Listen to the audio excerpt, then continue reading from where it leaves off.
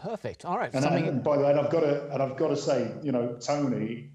It's interesting about watching Arsenal. If I can ask Tony a question from afar, watching Arsenal defend today, as I keep telling people, Tony is the best defensive coach I've ever worked. Hands down. Why? Is the best defensive coach. Why? I want to clear something up about this because, and I know Tony has addressed it on his social media because he got his whole family to do the dance, which went viral. It's not a dance, obviously, and we worked with Gary Stevens, who was also the assistant coach to you, Tony, over in Azerbaijan, and he defended you because he was saying that that's how Tony is just trying to get his message across. He's very animated, and we can see that from talking to you.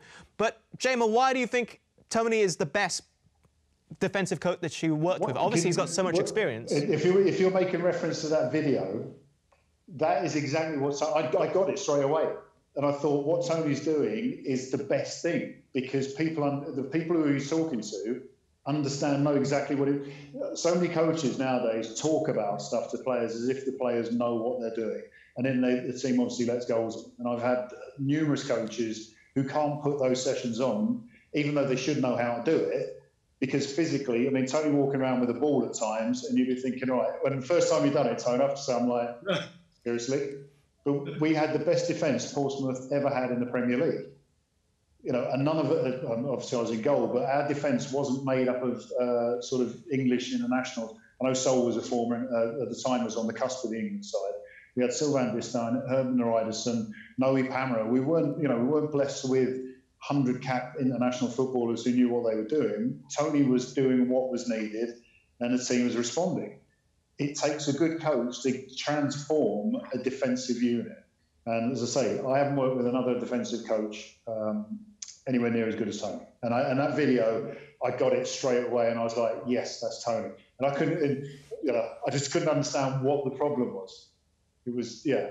I think it was hilarious. I think we put music. I had an old coach, Don Howe, that taught me a lot, and George Graham, obviously. You know, we're all faiths coaches at the end of the day, and he would have been hilarious in modern time with social media. Some of the things he used to do this thing with his head like this. He'd looking over his shoulder, man and ball. He used to go, man and ball. You're like, put that to music. You know, it's going to be hilarious. So I can quite understand why I went viral, mate.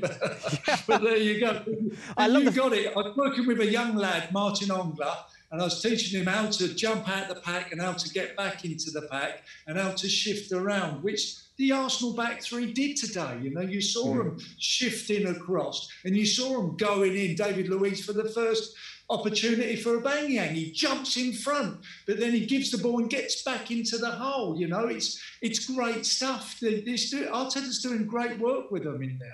You know, that's all I was doing. I used to get I got great pride working with Linvoy Primus, to be honest with you, because Sol knew, of course, yeah.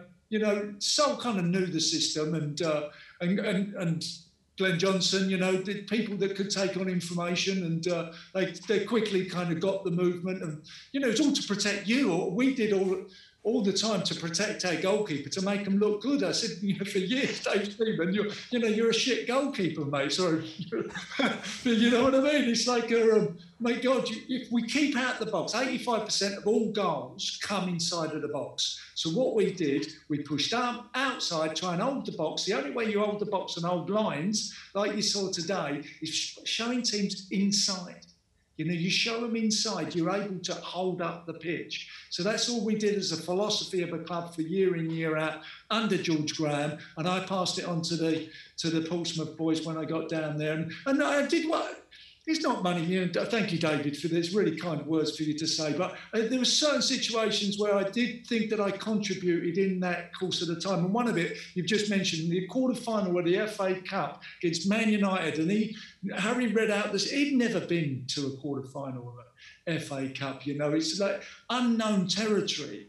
And I'd won 3 of them in my career and stuff. And it was just a little kind of whisper in his ear, you know. And at half-time, I remember we were lucky to get in at 0-0 at half-time. So when it's not one off the side, and you kind of go, guys, do all right, stay with it. Bit like the Arsenal team today, just stay with it. Okay, we've rode our luck a little bit, but we're still in the game. we'll get a chance. We'll get a chance. It's perfect. It's, you know, we can't be talking about more thing that's more coincidental today. It's exactly the performance that we did on Man United back in when they were like champions of the world at that point, Man United, and we went up there and beat them. And like I say, we conceded 1 goal for the whole competition.